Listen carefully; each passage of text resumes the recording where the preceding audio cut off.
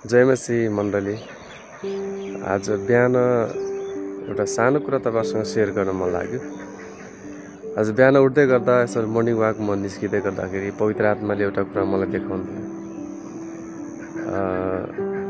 बारम्बार हामी चाहिँ हाम्रो हृदय जोगाउने कुराहरू गरिरहेका हुन्छौँ। बारम्बार हामी चाहिँ मण्डलीमा विश्वाससँग अनि अन्य कुराहरुमा हामीले आफूलाई यी कुराहरुमा नीत राखेर कुरा गरिरहेका हुन्छ। हामी चाहिँ हृदय जोगाउनु पर्छ भन्ने कुरा।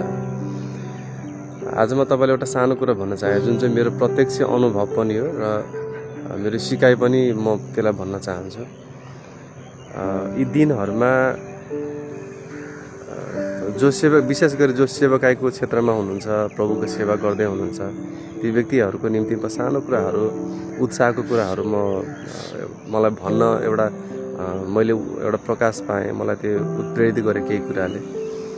त्यो चाहिँ के भने, तपाईको सेवकाईलाई हामी बारम्बार भन्ने गर्छौँ, हाम्रो सेवकाईले चाहिँ शैतानले यस्तो गर्छ उस्तो गर्छ, त्यसले चाहिँ सकेसम्म चाहिँ सेवकाईलाई चाहिँ त्यसले बिगार्ने ढाल्ने कोसिस गर्छ भन्ने कुराहरू छ।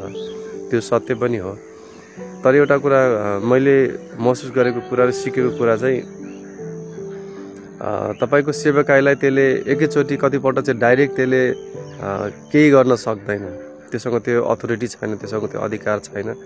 त्यसले कोसिस त गर्छ, तर यी दिनहरुमा मैले महसुस गरेको चाहिँ त्यसले एउटा अर्को त्यसले के काम गरिरहेको छ भन्दा, सम्बन्ध बिगारेर मण्डलीमा फुटाव ल्याएर, एकअर्कामा चित्त दुखाइ ल्याएर, तितोपना ल्याएर अनि सेवकाईलाई ह्याम्पर गर्ने काम त्यसले गरिरहेको कुरा मैले महसुस गरेको छु। र तपाईलाई यो कुरा के, यसबाट के कुराहरू चाहिँ भन्न चाहन्छु भने, उत्साह दिन चाहन्छु। हामी कतिपल्ट के गर्छौं भन्दा, म चाहिँ सही छु अनि सबै कुरा मलाई थाहा छ र यो कुराहरुमा म तपाईलाई भन्न चाहन्छु, तपाई सही पनि हुनुहुन्छ होला। कतिचोटि तपाईसँग म सही छु भन्ने कुराको प्रमाणीकरण देखाउनु पर्यो भने मसँग धेरै छ पनि भन्नुहुन्छ होला। तर कुरा चाहिँ सही र गलतको छैन। कुरा चाहिँ बुद्धिमानीको कुरा आउँछ। त्यहाँ कतिको बुद्धिमान छ भन्ने कुरा चाहिँ बाइबलले प्रष्ट सिकाउँछ। किन भन्दा कतिपल्ट हामी सही हुँदै जब हामीले भन्छौँ एकदमै छाती तन्काएर म चाहिँ सही छु, म गलत छैन, बरु त्यो व्यक्ति गलत हो, म चाहिँ सही हो भनेर जब तपाईँ छाती तन्काउँदै धेरै कुरा एक्सप्लेन गर्नतिर जानुहुन्छ, धेरै कुरा तपाईले आर्गुमेन्ट्स गर्नतिर जानुहुन्छ नि, तब त्यहाँनिर तपाईले थाहा नै पाउनुहुन्न तपाईले कतिखेर चुक्नु भयो, तपाईले कतिखेर गल्ती गर्नुभयो थाहा नै पाउनुहुन्न के।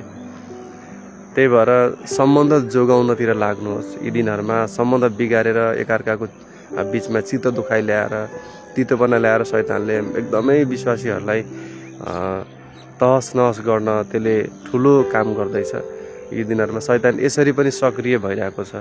मान्छेले थाहा नै नपाइकन चाहिँ यसमा चाहिँ के हुन्छ भन्दा, यस्तो लाग्दो रहेछ कि जस्तै म सही छु, त्यो मान्छे गलत त हो नि, मैले सही भने हो, अब यसमा चित्त दुख्छ भने मेरो भन्नु केही पनि छैन जस्तो आफूलाई महसुस हुन्छ र सही भइन्छ पनि कतिपल्ट। तर यदि हामीले बाइबलको शिक्षालाई हेर्छौँ, येशूको शिक्षालाई हेर्छौँ, पावलको शिक्षालाई हेर्छौँ भने यी सबै कुराले के सिकाउँछ भने, हामी चाहिँ सही र गलततिर जानु भन्दा पनि बुद्धिमत्तालाई चाहिँ अपनाउनु चाहिँ एउटा राम्रो हुँदो रहेछ हाम्रो निम्ति। एउटा त्यो चाहिँ बुद्धिमानी भन्छ बाइबलले त्यो व्यक्तिलाई चाहिँ। र मैले भनिसके, तपाईँ सही हुँदाहुँदै पनि कतिपल्ट तपाईँ लुक्नुपर्ने हुन्छ। यदि तपाईँ साँच्चै नै प्रभुको भिजन बोकेर हिँड्दै हुनुहुन्छ, सेवाको क्षेत्रमा हिँड्दै हुनुहुन्छ भने तपाईले धेरै चित्त दुखाइलाई खेप्नुपर्छ, तपाईले धेरै तितोपनालाई सहनुपर्छ, तपाईले धेरै कुराहरूलाई दबाउनुपर्छ आफ्नो हृदयमा। अरू मान्छेलाई हँसाउनुपर्छ, अरू मान्छेलाई तपाईले तपाईको अगाडि तपाईले उभ्याउनुपर्छ, तपाईले त्यो व्यक्तिलाई उठाउनुपर्छ। त्यसको लागि तपाईँ धेरै कुराहरूबाट भएर जानुपर्छ। तपाईले सहनुपर्ने कुराहरू सहनु पर्यो, तितोपना लुकाउनु पर्यो, तितोपनालाई दबाउनु पर्यो। अनि सम्बन्ध स्थापित गर्दै जाने कुराहरूमा तपाईँ अग्रसर जब बन्नुहुन्छ, तब मात्रै तपाईले आफ्नो सेवकाईलाई चाहिँ एउटा सही दिशा दिन सक्नुहुन्छ। र यी दिनमा मैले एकदम प्रत्यक्ष महसुस गरेँ।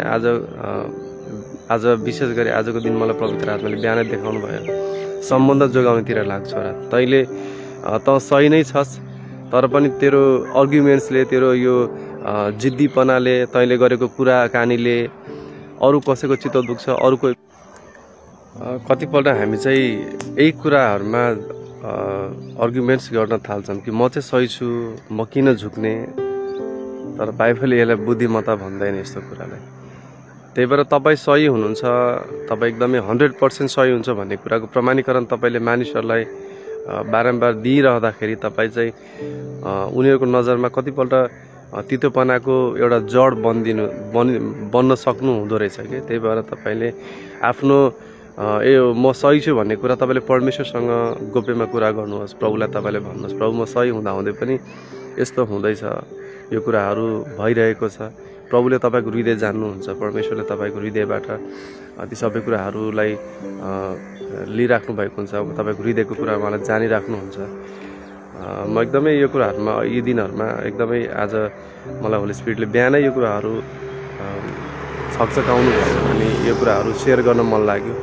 यी दिनहरूमा हामी विश्वासीहरूले चाहिँ आफूले आफूलाई कसरी जोगाउने भन्ने कुरामा चाहिँ हामी एकदमै सजग हुनुपर्ने रहेछ। शैतानले तपाईँलाई सिधै तपाईँलाई अट्याक गर्न सक्दैन। त्यही भएर त्यसले चाहिँ तपाईँको कमजोरीलाई त्यसले हतियार बनाउनु खोज्छ। त्यही भएर तपाईँको कमजोरीलाई को धेरै कमजोरी मध्ये उसले अहिले यी दिनहरूमा चाहिँ सम्बन्धलाई बिगारेर, सम्बन्ध टुटाएर, सम्बन्धबाट एकअर्कालाई विस्थापित गरेर त्यसले आफ्नो महिमा लिने र आफ्नो राज्यलाई त्यसले फैलाउने काम गरिरहेको छ।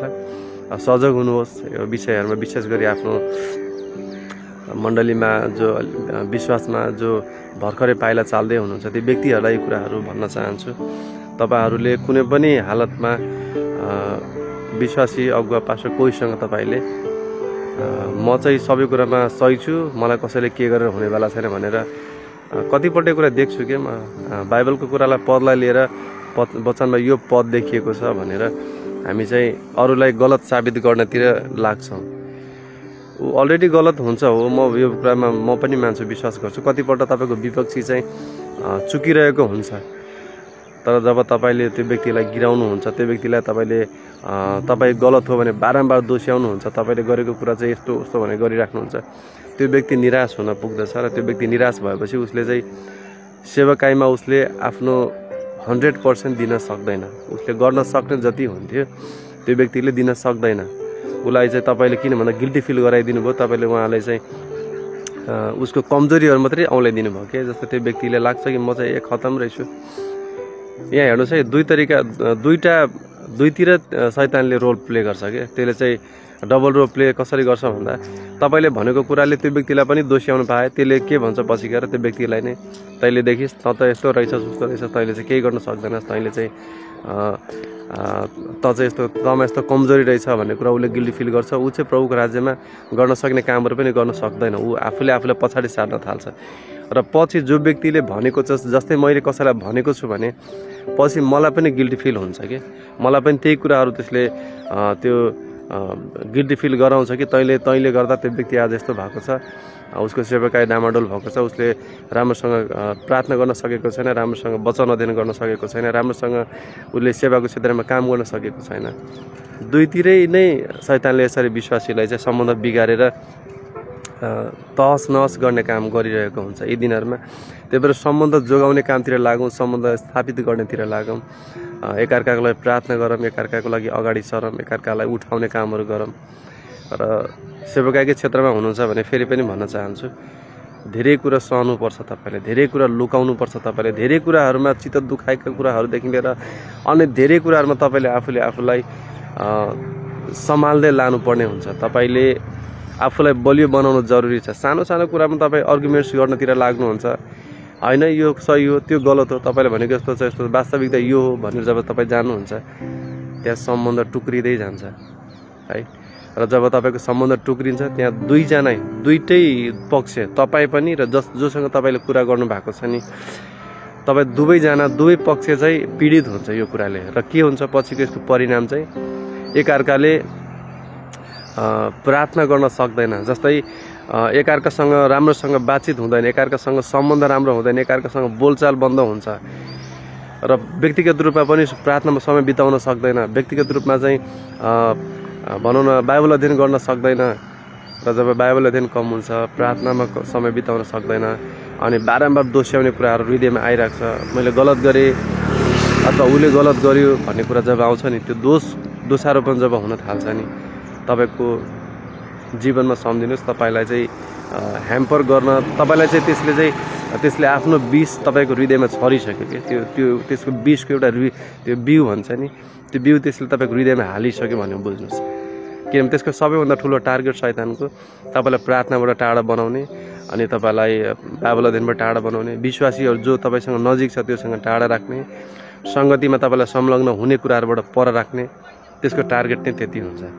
त्यही भएर म यो कुराहरू एकदमै तपाईँलाई आग्रह गर्न चाहन्छु र मेरो प्रार्थना पनि छ यी दिनहरूमा शैतानले चाहिँ सम्बन्ध बिगारेर त्यसले आफ्नो महिमा लिँदैछ, विश्वासीहरूलाई एकअर्काबाट टाढा बनाएर प्रभुको राज्यलाई विस्थापित गर्ने, तहसनस गर्ने काम त्यसले गरिरहेको छ। सजग रहौँ मण्डली, यी सबै कुराहरूमा हामी कमजोर नहौँ अनि एकअर्कासँग सम्बन्ध यदि टुटेको छ, सम्बन्ध अलिकति पनि तितोपना आएको छ भने सुधारिहाल्नुहोस्, प्रार्थना गर्नुहोस्, उहाँहरूसँग भेटेर हुन्छ कसरी हुन्छ एकअर्कालाई उत्साह दिने, प्रार्थनाको कुराहरू गर्ने र तपाईँले गएर उहाँलाई अपोलोजाइज गर्नुहोस्, यस्तो कुराहरूमा म अलि चुकेँ, मलाई यसको निम्ति क्षमा दिनुहोस्। त्यो कुरामा हामी अग्रसर हुन एकदमै आवश्यक छ जस्तो मलाई लाग्छ। मलाई बिहानै यो कुरा आज प्रकाश आयो अनि तपाईँलाई यो कुरा सेयर गर्न मन लाग्यो र यो कुराहरूबाट हामी पर नहटौँ। माफी लिने दिने कुराहरूमा जहिले पनि अगाडि भएको परमेश्वरको इच्छा हो ताकि सम्बन्ध राम्रो होस् र प्रभुको महिमा होस्। हस् त, जय मसीह।